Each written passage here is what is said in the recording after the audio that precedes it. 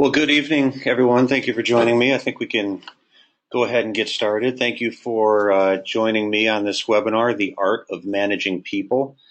Uh, Managing people, definitely one of the biggest challenge that practices face. I was about 6 months in to my role here with Prima when our previous HR manager took another position, so I got to see firsthand how much of a ongoing battle that can be for a lot of practices. And I often hear people say that it's hard to find good people. It's hard to find good people. And while that may be true, what I'm going to ask you in this webinar to do is to keep an open mind, to keep an open mind that possibly your management style or maybe even lack of management may be contributing to some of the problems that you've had with staff. And just for the sake of this webinar, I'm going to refer to managers throughout the webinar, but what I'm really referring to is anyone who's in a position of having to manage people. That could be the doctor, it could be a manager by title, it could be just somebody by default that has a leadership position in the practice. If I could ask someone real quick just to type a question or just something in the question box, just so I know that everyone can hear me. We were having some issues with the GoToWebinar before.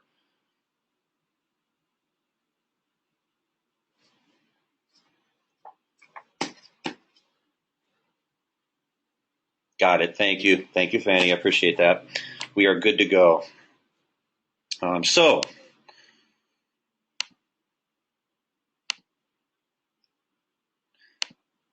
Objectives.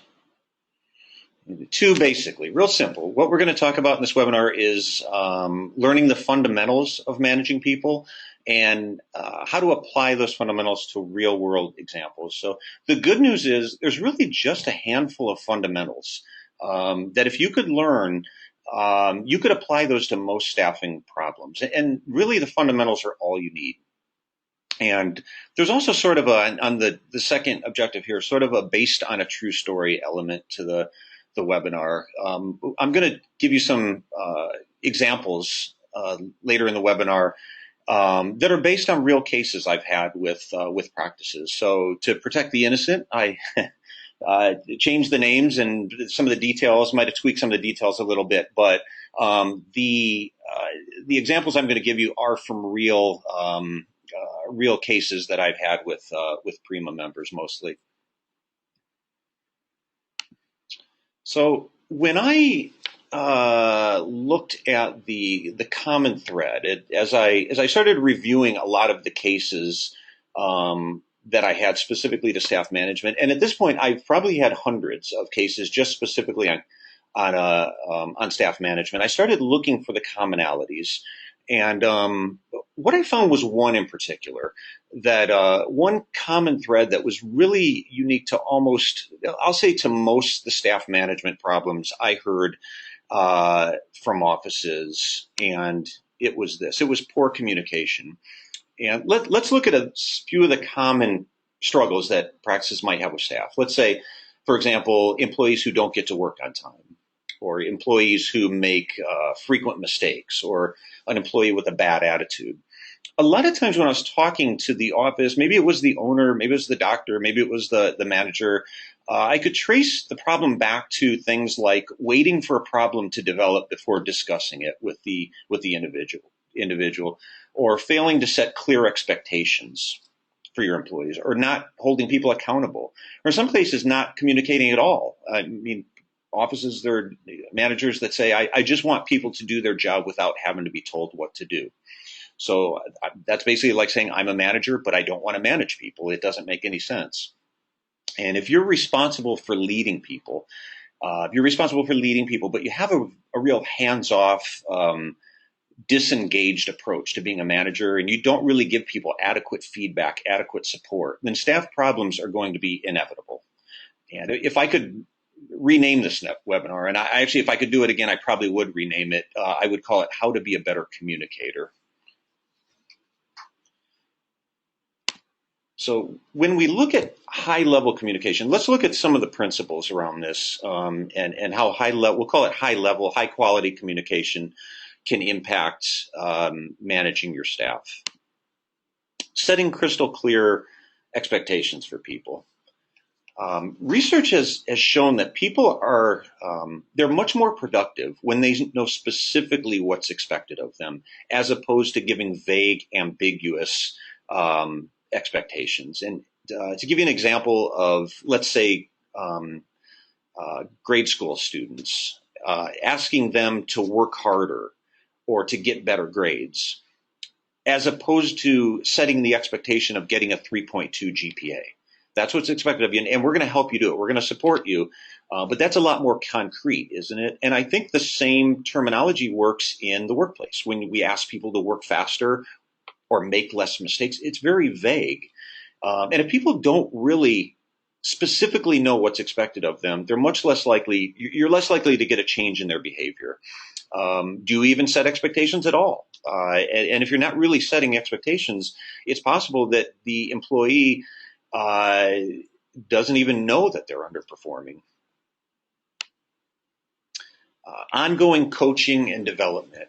I've heard people say this often, or seen it posted on some of the social media sites. Things like, "Isn't there a class I can send my staff to and to train them?" Or, "Isn't there a website I can send them to?"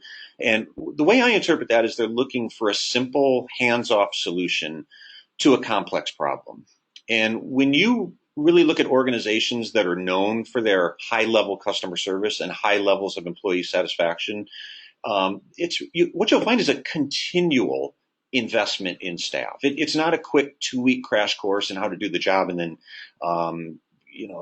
letting people do things, kind of setting them off on their own. It's really a continual investment in the staff, where these managers, these businesses are always working to make people that work for them more knowledgeable, provide better service, reduce or eliminate their mistakes. And I like to use the example of a shoe store located by me, actually, and it was it's a very unique store, and the reason is because right away when you walk in there, you can't help but realize and appreciate the impressive level of knowledge that the employees have. They're not just employees; they're completing transactions. They're the people who work there, actually, they understand the physiology of the foot. They understand different types of shoes. They ask the right questions. They know why one shoe is better for you than another. And at one point I asked the kid, and he was just a kid working, how he knew so much. And I mean, what I found out was the company has a continual investment in their training through classes, webinars, in-store training. And it was an investment with a positive return. I spent more on shoes at this place than I've ever spent, and it directly correlated with the employees' ability to educate me. They earned my trust, and then they earned my business. And it was really a direct result of the high-level training that they coaching and training that they gave their employees. So yes, there are classes, there are websites that you can send staff to. ECP University is one. We recommend it all the time. It's a great online resource. But things like that should really enhance your training and not necessarily replace it. Meeting frequently with people. This may be one of the most important ones. Google did some research a few years ago where they took all their analytical capabilities, and what they sought to find out was, what is the number one key to being an effective leader? And, using all their analytics, what they found out, what they determined was the number one key to effective leadership was periodic one-on-one coaching. And that's reflected in a lot of studies, actually, where typically a lot of studies will find that the best managers are the ones that are highly engaged with their employees and make time to meet one-on-one with their employees. And what can you do in these one-on-one meetings? Well, you can provide corrective feedback. You can provide recognition and praise for people's hard work. It's a chance to ask questions and listen, get the employees' ideas, the employees' feedback. What kind of challenges is the employee facing? What kind of ideas do they have to grow the practice? What kind of solutions do they have for problems? It's a chance to get to know people on a personal level, where you value, show the employee that you value them not just as an employee, but a person as well. And some of the top practices that we have at Prima they actually schedule time to meet one-on-one with the individual employees and touch base with them. So are staff meetings good enough? I think staff meetings are great, and I think all practices should be getting together as a group and having staff meetings. But there's some limitations to staff meetings, right? Underperformers can hide out at staff meetings. It's not an appropriate forum for everything, like if you had to reprimand somebody or give individual feedback that might not be positive. So those one-on-one meetings are a chance really to deal with a lot of the issues that tend to creep up, but in a forum that's more appropriate. Tracking performance and providing ongoing feedback. There's something called Pearson's Law that I'm sure many of you heard of. It goes, that which is measured improves. So when you look at things like average sale per patient, average time it takes to check a patient in, pairs of glasses sold, annual supplies of contacts sold, even customer service can be quantified through something called the Net Promoter Score, NET Promoter Score. If you're not familiar with that, take a look at that. But when you provide this ongoing feedback at these meetings that we're referring to, this really gives you concrete metrics to refer to, so people know specifically what's working and also what needs to improve. Establishing accountability. Of all the leadership responsibilities of managers, one of the most commonly dodged responsibilities is holding people accountable. And so as we get more into the examples that we're going to show, we'll talk about why that is and how to change that. And then recognizing people for the hard work that they do. Praise, especially public praise in the workplace, is one of the most powerful motivational tools at your disposal, and it's free. It doesn't cost you anything. We all seek, and we're just wired up this way, we seek the recognition of bosses, managers. It's a way of showing that we're valued and appreciated as employees. It's very demotivating when we make contributions, but we rarely get positive feedback. All we hear is the negative feedback. And on the flip side, it's also very confirming when we to let us know, to communicate, give us the feedback. So as employees, we know what we're doing right. And as employers and managers, that's something you want to encourage in your employees, to encourage them to keep doing that. So we'll kind of move into the examples, and we're going to start with Kevin. And Kevin is we'll call Kevin our underperformer. Kevin's an optometric tech who had about 2 weeks of training when you brought him on, and then he was set loose to work on his own. And some of the issues around Kevin is he's much slower than the other employees, and it takes him about 30 minutes to do pre-testing, where the other techs take about 15. And unfortunately, that extra time he's spending hasn't really translated into higher accuracy of work, because Kevin makes a lot of mistakes. And because of that, patient flow is suffering. Kevin, in a lot of cases, is the bottleneck. Service is suffering because people are having to wait a long time now. You're having to double check a lot of Kevin's work, which is leading to further inefficiencies and redundancies. And Kevin represents a real person from a real practice that I consulted with. And this particular practice was really struggling with efficiency. They were struggling to see patients on time, and Kevin was only adding to all this. And when I asked, has anyone worked with Kevin? Has anyone given Kevin feedback? Has anyone retrained Kevin? The answer I got was no.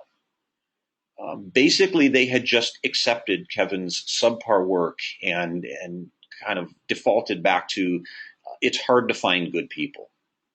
And due to this lack of communication, Kevin did not know he was underperforming. He didn't know what was expected of him. And managing the performance of your employees really requires things like setting clear expectations for people, giving them frequent feedback, ongoing coaching and development. And too often I hear from managers who complain that the complain about the poor performance of their employees when the employees haven't really been given the necessary tools and training that they need to succeed. So as we look through the different principles here, and just all these different principles here would apply to all these different situations I'm going to go over in some capacity, but for sake of a 30-minute webinar, I'm just going to focus on a few different ones for each case. And in Kevin's case, we'll start with setting clear expectations. Have you ever been told you were failing at something, and that may have been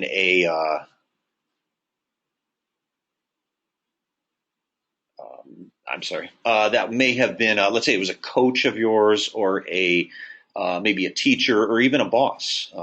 I remember even as a kid, the first year I played basketball, organized basketball, just a little kid.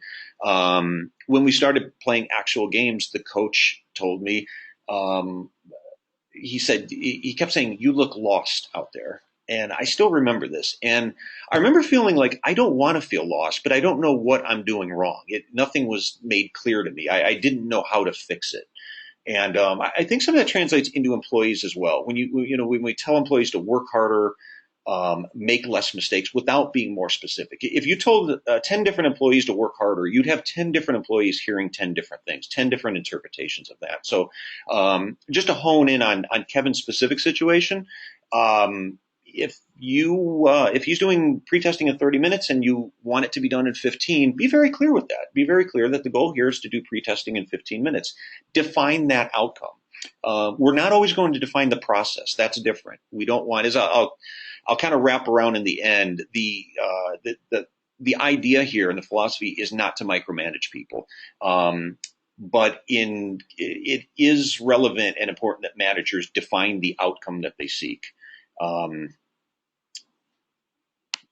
Ongoing coaching and development. Just telling someone to work faster if they feel like they're working as fast as they can is like telling someone who feels like they're running as fast as they can to run faster.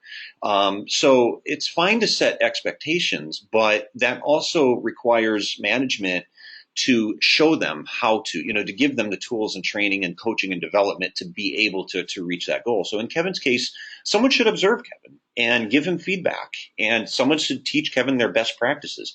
Have him observe the more productive employees. Break large tasks down into smaller tasks and work with him on each subtask until he raises his level of competency. This may sound like a lot of work on the front end, but if you don't invest the time to do this, you're going to have to deal with Kevin's mistakes and poor performance indefinitely. And then tracking performance and giving feedback. Just tracking, or rather just providing random feedback can be very anecdotal. Your employees could disagree. You could say to an employee, you're not working hard enough, or you're not working fast enough, and they could think, I am working as fast as I can, and I don't agree with you. And obviously you wouldn't expect to get much of a behavioral change in that scenario. But when you're logging times, when you're tracking performance data, when you're tracking frequency of mistakes, these concrete metrics become benchmarks for setting performance expectations, and eliminates a lot of the ambiguity of the process. And while we're talking about a specific, in Kevin's situation, this applies to pre-testing, insurance billing, optical sales, really any other aspect of a job where an employee is underperforming. So set specific performance goals and work with the employee until they're able to meet these expectations. And then, as we discussed before, accountability. In 2012, Harvard Business Review did an article and talked about the most commonly dodged leadership responsibility was holding people accountable. And when you're setting specific performance criteria and following up on that, that's holding people accountable. When you're meeting with people on a regular basis and they have to look you in the eye and on a regular basis and account for their performance, that's accountability. Accountability is getting people to behave as if they know in advance that they'll have to answer for their actions. On to Brittany. Brittany has a poor attitude. Actually, this is a picture from Brittany 15 years ago. So she's a little taller now, but she pretty much has the same attitude. And now she works for you. She was really nice at the interview, but a few weeks after she started, this is the person that started showing up. And the staff now calls her the porcupine because they're afraid if they get too close, they'll get pricked. And they also walk on eggshells around Brittany. She can get very defensive if she's criticized and very impatient with less experienced staff. She can be very short with difficult patients. And Brittany even has some personal issues that she tends to bring to work with her. And it's caused a lot of tension in the office. In fact, some of your key employees have quit. Some of you have a Brittany who works for you. And if you don't, just wait. It's coming eventually. There's a lot of Brittany's out there.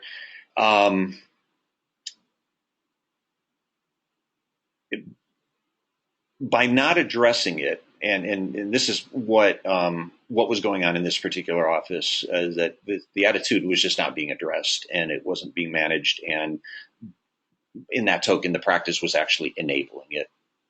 What are some of the reasons that people have that managers will avoid attitude problems? Well, one, it's not tangible, right? I can point out to somebody that they were late to work 3 times last week, but it's more difficult to put into words if somebody just has a surly attitude.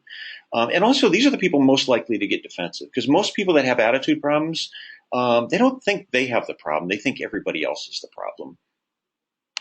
So setting, in Brittany's case, again, let's go back to setting clear expectations. And let's ask a question here. Can you manage people's attitudes? Well, here's the thing about attitudes. Attitudes tend to be they tend to be internal. And there's a lot of things that influence people's attitudes, from their upbringing to the people that they hang out with, to their worldview on life. And those can be really entrenched in people. And it's difficult to change people's attitudes. You can, however, manage people's outward behaviors. An employee could have an attitude problem. You can still require them to smile and say hello when a patient walks in the door. You can still require them to apologize when they made a mistake or when a patient has a complaint. It's very similar to the way maybe we teach kids to be polite and have good manners around other people, even when kids don't always feel like being polite and having good manners. And if you look at companies that are known for high-level customer service, and let's use companies, maybe Disney or Ritz-Carlton as a couple examples, do you think those employees never have a bad day? No, of course they do. But they're trained to exhibit certain outward behaviors when they're on stage. And it's important that employees understand that how people behave on the job is not a request. It's a performance requirement that will affect their future with the practice. It affects their ability to get raises, bonuses, and promotions. Is one conversation going to change Brittany? Probably not. If you're thinking, well, I had a talk with her and everything's going to be okay, it's probably not going to be okay. This is where frequently communicating with people it becomes relevant. Brittany's attitude and behavior is probably not going to change long term as a result of one conversation. So having frequent ongoing conversations where you put the spotlight on her outward behaviors, coaching people to provide friendlier service, maybe role playing certain situations, how to act, what actions, what words to use in different situations. She needs to understand that this is a centerpiece of the brand.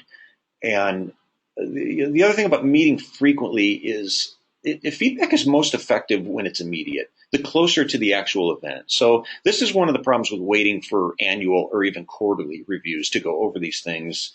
It's too long. It's too long in between. And in a lot of cases, it takes the manager off the hook, because if there is a problem going on with somebody's attitude or performance, it's tempting just to let it go and say, well, I'll just wait till the quarterly review to do it, or even the annual review. A lot of cases, that's just too long. And a few things will happen, or there's a few possibilities here by meeting with Brittany on a regular basis. One is that her behavior will eventually begin to adjust as she starts to internalize the importance of how she acts and the behaviors she has at work. As she starts to see this as a priority, it's that she may actually start to, you may see improvements in how she behaves and the person that shows up to work. She may resist your coaching and your feedback, in which case sometimes you have to tell people that their job is on the line if this doesn't improve, and sometimes you have to let people go. She may leave on her own. She may make the decision that this workplace is not a good fit for her, and she'd rather go somewhere else where negativity and a poor attitude is not discouraged. But that's not your practice. But if you're diligent and persistent, I think over time what we tend to see is that the employees really do start to see that this is a requirement and not a request, and start to adjust their behavior accordingly. And then recognizing people for hard work. There's a couple of things about Brittany I haven't told you. Brittany has a great attention to detail. She rarely makes mistakes, and of all your opticians, she has the highest sales. Employees really depend on positive feedback to guide their behavior. And when all they get is negativity, when all they hear is negative, they can easily get defensive and in some cases even defiant. Also, negative feedback, it doesn't really give us the information we need to know what we're doing right and what you want us to continue doing, what we want the employee to continue doing. Praise and it's similar to rewarding a kid for your kid for cleaning his room without being told. It's powerful reinforcement. If you had a kid who cleaned their room or mowed the lawn without being told and no one acknowledged it, there's going to be a lot less motivation to do it again. So focus comments on the things you want to grow. In Brittany's case, we want her to continue thriving in the optical, but she needs to understand also that her behaviors and actions have an impact on that. So whenever you're giving critical feedback, corrective feedback, never make it personal. Here's a real key, is to focus on people's behaviors, but not the person. Avoid making it personal. Avoid personal remarks, like saying somebody has a bad attitude. They're never going to agree with you, and that will just that won't go well. Focus on specific behaviors, specific words, actions, and gestures that are desirable for for your workplace. So in summary, you can't really change internal attitudes. Maybe some people can over a long period of time, but we're not psychologists. We're not qualified, so don't bother. Don't try it. We can, however, can and should manage people's outward behaviors at work. Mary, there's nothing wrong with Mary's attitude. Mary is a superstar. Mary has a great attitude. Mary, she rarely makes mistakes, learns quickly. She can handle more responsibilities than most other employees. She produces at a high level. Mary's a great example for the other employees. And you've often asked yourself, you don't know what you would do without Mary, but probably should have been asking yourself, what should you do to retain Mary? Because in a couple of days, Mary's going to hand you her resignation. And that's what happened at this particular office. And it probably could have been averted through some of the same management principles that we're talking about. So here's something about superstars is they tend to get ignored because you get the sense that they don't need as much attention.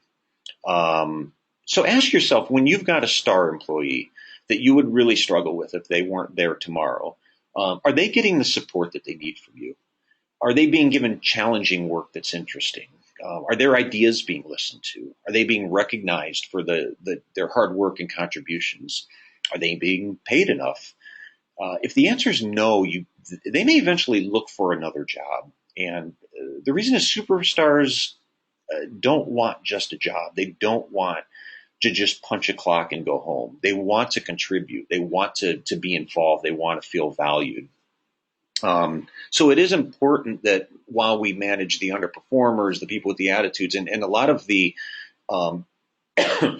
employees that maybe bring more of a negative side to the practice, it's also important that we take time to also focus on the top performers and the superstars in the practice. So let's look at some ways we might have averted Mary's resignation. Ongoing coaching and development. When you look at companies that are known for high-level job satisfaction, one of the top reasons for that will be professional development. In other words, the work environment that's created allows for continuous improvement, a chance to continue to grow, to continue to increase their knowledge, become more competent. And good managers are great at this. Good managers continually develop the people around them. That's part of the great managers are great team builders, whether that's through continuing education or on the job training, frame rep demonstrations, encouraging or even paying for some employees to get certified, and then meeting with employees, your superstars, even on a regular basis. We tend to meet, with the in a lot of practices, the one-on-one meetings tend to happen with when something bad is happening. Then we need to sit down and have a talk with somebody. When did that become a bad thing? We need to talk. There's such a negative connotation to that, but I don't think it has to be. So maybe you schedule time once a month to meet with Mary one-on-one and get her feedback, get her ideas. Is she unhappy about anything? Maybe she doesn't get along with somebody else in the practice, or maybe she feels her ideas are being ignored. Maybe she's bored of doing the same routine job. Maybe she wants something more challenging. And you might not know these things if you weren't making the time to communicate with Mary. So being more proactive with it, scheduling time to meet, gives you a chance to respond to these issues. Don't lose a superstar over something that could have been avoided. And get comfortable with the phrase, what do you need from me? What do you need from me? And then recognizing the superstars for their hard work and contributions. We don't want superstars thinking that we take them for granted. And I know managers get busy, owners get busy, doctors get busy with the day-to-day.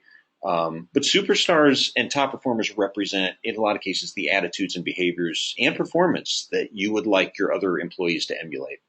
So turn a spotlight on your stars, and it's very validating. It lets us know, lets employees know that their hard work and commitment are not going unnoticed, and it makes people want to repeat the behaviors that earn them this recognition. And it also communicates to the staff exactly what you expect out of them. So make a point to recognize your stars frequently, publicly and privately, and empower them to teach their best practices to others. It communicates to other employees that if they want the same recognition, and keep in mind, recognition can come in the form of raises and bonuses and financial perks as well, that if they want the same recognition, then it communicates to them that they need to do what Mary is doing, what the superstar in the practice is doing. All right, let's pick on the doctors now. We've picked on staff long enough. So this is Dr. Hall. At first, Dr. Hall seemed real eager to jump in and make a big splash. But after, now that he's been with the practice a few months, there's some grumbling that Dr. Hall is a little bit too slow. And we're getting bottlenecks and patients are complaining. Dr. Hall also, he's not producing quite at the same level of the other doctors. He's not really doing enough to bring in new patients. These are all things you expected he would do when you brought him on. And in my experience, there is a certain expectation when associate doctors come on to a practice from their perspective. The expectation is to see patients by default. But there's often a lack of communication. There's that word again, communication over other aspects of the job. And this leads to owners and managers getting frustrated because a doctor is slower, is not working fast enough, we'll say, or not producing at the same level, or doesn't seem motivated. And if we go back to setting crystal clear expectations, if you want a doctor, an associate doctor, to see 24 patients a day, set that as a specific expectation of the doctor. If you want him to speak at schools or get involved with community outreach, make that a possibility, make that an expectation, and then clear space in the schedule for him to be able to do that. But again, we go back to setting very clear expectations. Don't expect the associate just to take the initiative on their own. Or to know what's expected of them on a production level.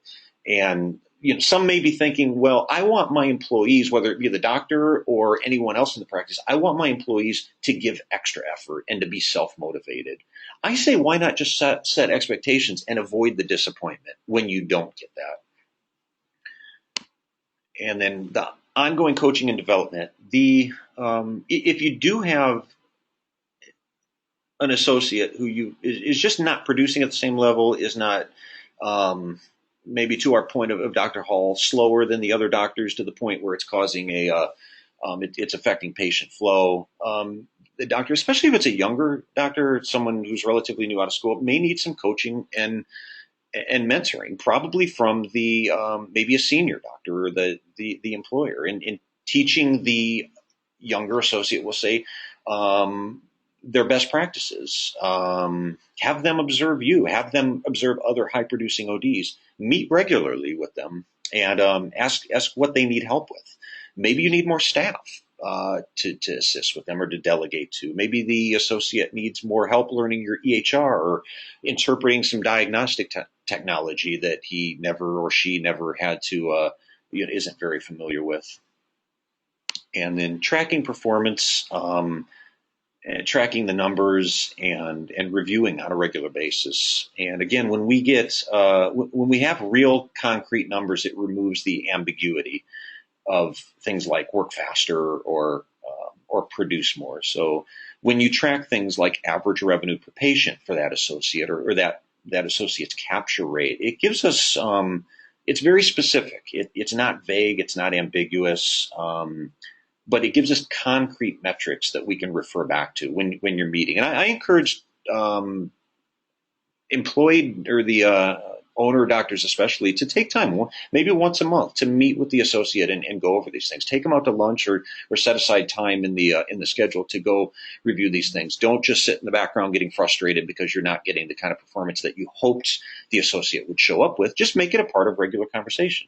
And this is not saying you're not going to the associate saying they're a poor clinician or a poor doctor. You're just specifically saying that their production is, let's say, revenue per patient is at $250 per patient, while all the other doctors in the practice are at $325. And we would like to observe you or kind of figure out why we're going to work with you. We're going to help you, support you, and give you the feedback, any kind of additional help you need to get your performance up to that level where we'd like to see it. So I hope this is starting to make sense, at least, on how important it is to provide employees with clear expectations, to hold people accountable, give people frequent and ongoing feedback, both positive and corrective, continually coach your team, and how a lack of this could allow problems to develop and flourish, like the ones we've seen here, and how a lot of these problems can go away in a feedback-rich environment, like we're talking about. And either the problems go away or the habitual offenders might go away. And that's okay too, because not all turnover is bad. It works toward creating a positive work environment for your high performance. This is what they want. The high performance want to know what's expected of them. They want the support they need. They want your one-on-one feedback. They want to know where they stand. They want to contribute. They want to be recognized for their hard work. This is an environment that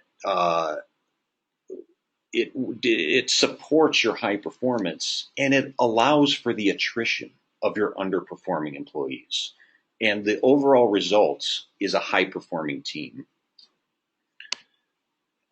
So in conclusion here, I want to make one thing clear that I alluded to earlier on. I don't want anyone to confuse this with micromanaging people, because that's not what it is. The goal actually is autonomy and empowerment. In general, micromanagement is a negative thing that gets negative results. Sometimes you have to micromanage a little bit on the front end to give people that clear performance expectations and the constructive feedback and the training and knowledge they need to excel. Sometimes you have to do that on the front end, but ultimately when you invest in staff like this, you can begin to you end up with a high producing staff that doesn't require this same amount of oversight. And the managers that are most engaged typically in their practice and with their team, with their employees, end up doing a lot less work. When you say, if you're thinking right now, I don't have time to do all these things, I don't have time for this, I promise you're going to end up doing a lot more managing than people who do make time for this. The problem is you're going to end up managing the wrong kind of things. You're going to end up managing, you're going to end up fixing mistakes and putting out fires and dealing with um, a lot of the office drama, like we saw in the offices where undermanagement and lack of communication was the theme. So this was a admittedly general overview of a complex topic. It's hard to cover something like managing people in a half an hour webinar. So I'll just throw this out there. I am working on a handbook, almost more of an ebook that really goes into greater detail on these topics. So if anyone's interested in that, I hope to kind of put the finishing touches on that over the next couple of weeks. Just shoot me an email. That's my email right there, and I'll be happy to send that to you when I am done. And with that, I will just thank you again for joining me this evening. And I'll stick around a few minutes if anyone has any questions. Happy to answer them.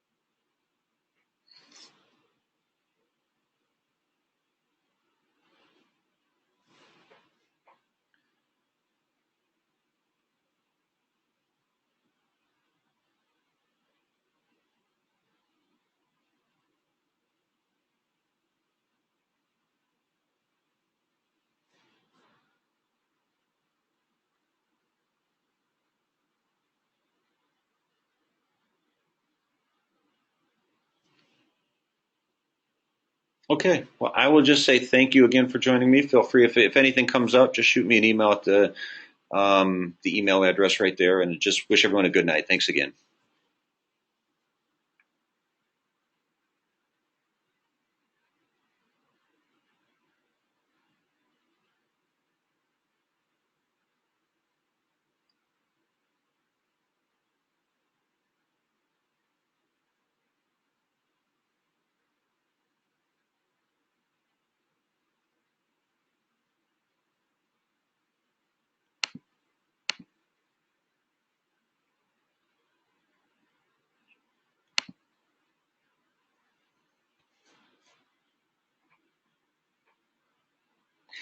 Good question. From an HR standpoint, can managers meet one-on-one with employees? Do I need to have a doctor with me? I don't see any reason why you would need to have a doctor with me. Maybe there's some unique situations, sensitive situations where you would want somebody else in the room with you. If there were some case of um, let's say there was a legal issue or some discriminatory issue. But for most cases and most things I talked about in this presentation, I would say that's part of a manager's job is if a doctor to delegate to a manager to manage people. And I think that's one of the more effective ways of doing that is taking the time to meet with them one-on-one, not just when something's going wrong, but meeting with them and getting their feedback, giving them feedback. It's a chance to, uh, um, I think, address a lot of issues, both positive and constructive, that could avoid a lot of the situations that we talked about in the webinar. But good question.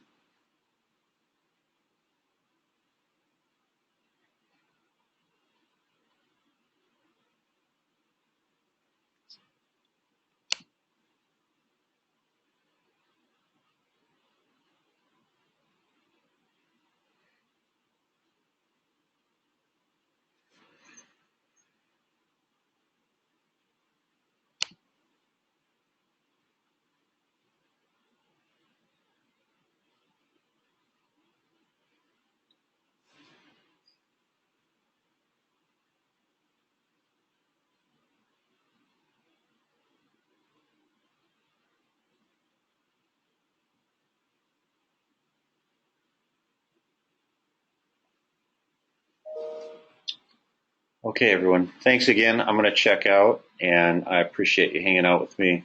And everyone, have a great evening. Thank you.